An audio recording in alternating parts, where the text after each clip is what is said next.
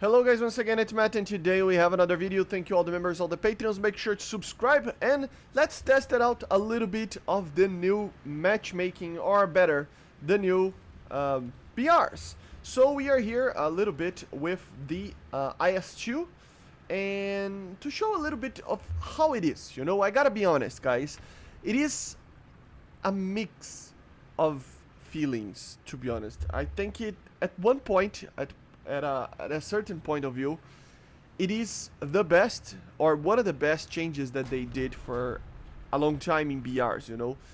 Actually making sure that World War II vehicles are not facing that many Cold War vehicles, or especially making sure that World War II vehicles are not facing very advanced Cold War vehicles, because remember, we have a whole, I don't know, like 4 tiers in a time frame of, I don't know, 10 years.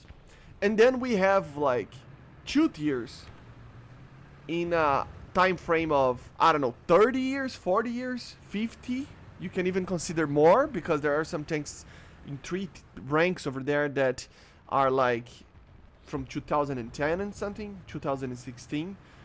So it's a very much, it's very much a compression problem that we have, right? And this is the right step. We are actually trying to divide a little bit on technology, you know?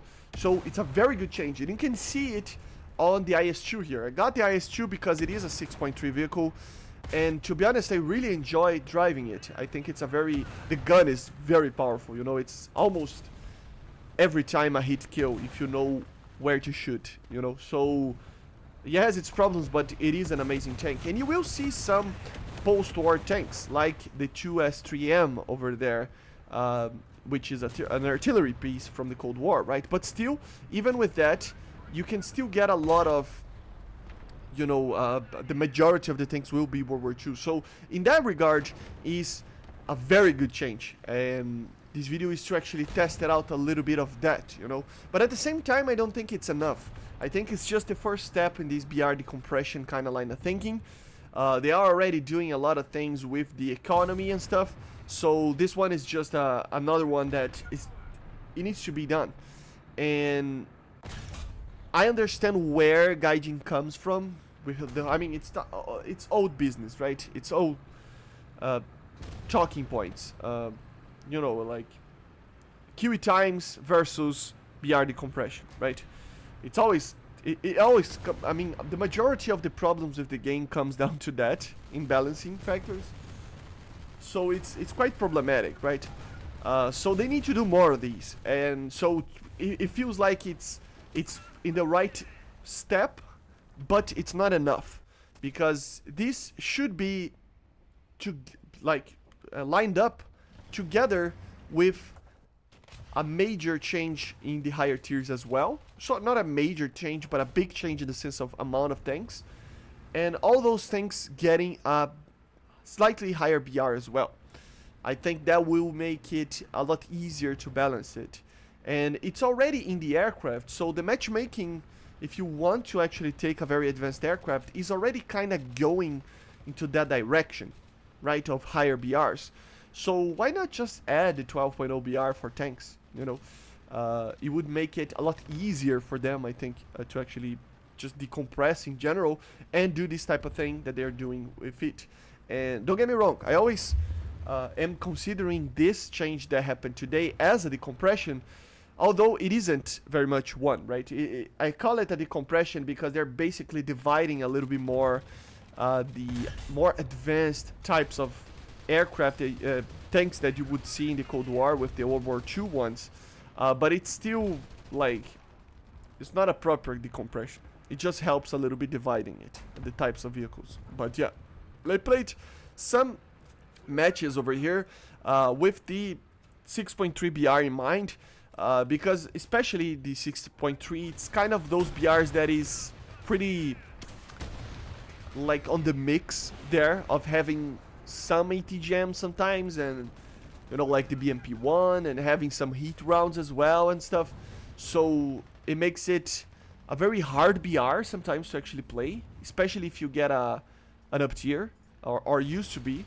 And now it feels a lot better. So yes, I think it worked. I think it's a very good change, and I want to hear what are your thoughts about it. Let me know in the comments, you know, subscribe and let me know in the comments. What do you think about these changes? Does it really change the game, or is it just a palliative measure, if you will, or a small change that doesn't really affect the whole matchmaking? For the few games that I have to test it out more, because there's so many things that gotta be our change. So I needed to test more a little bit to have a full, like, you know, opinion on it. But as far as I tested, it is a very good change, and it felt a lot better.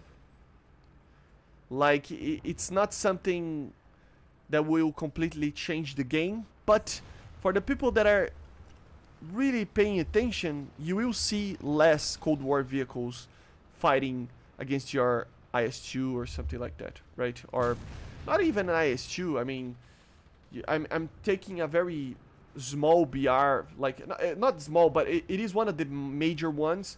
But of course, there are a lot more, you know. I don't know, like 20% of the tanks that were changed were 7.3 and they got to 7.7 or 8.0. But there's like 20% that it's like a 7.7, more 20% that it's like an 8.0. Then there is more that are, it's probably less percentage than that, but there's a lot of changes in the higher tiers as well. So I'm just testing this specific thing, which I think was the objective of Gaijin to actually change, which is the World War II not facing too many ATGMs, not facing heat rounds and stuff like that, because it really isn't fair, right? I mean, these tanks, although they were very close matched in many regards to the MBTs of the early Cold War years, in general, the guns are the problem, right? It's like the missiles on aircraft. I mean, you can add any aircraft that you want from now on, and it will probably be very similar to the ones we have already in game. Even if we receive an F-15 and Su-27, Gripens and Eurofighters, yes, they will have a change in flight model and be better in general than what we have right now in the game, but it's in the ballpark, right? The thing that really will matter is the changes in weapon systems, in missiles, and in types of missiles and stuff like that, right? In the performance of missiles. So the tanks, it goes hand in hand with that. It's not only the performance of the tank itself, it's the guns and the weaponry and the missiles and stuff. So hopefully they do more things like this, hopefully very soon. But yeah, guys, let me know in the comments what you think about the new changes. I like them very much. Hopefully there is more to come, but still it is pretty good. Anyway, I hope you enjoyed. Make sure to subscribe, and I see you guys on the next one. Bye.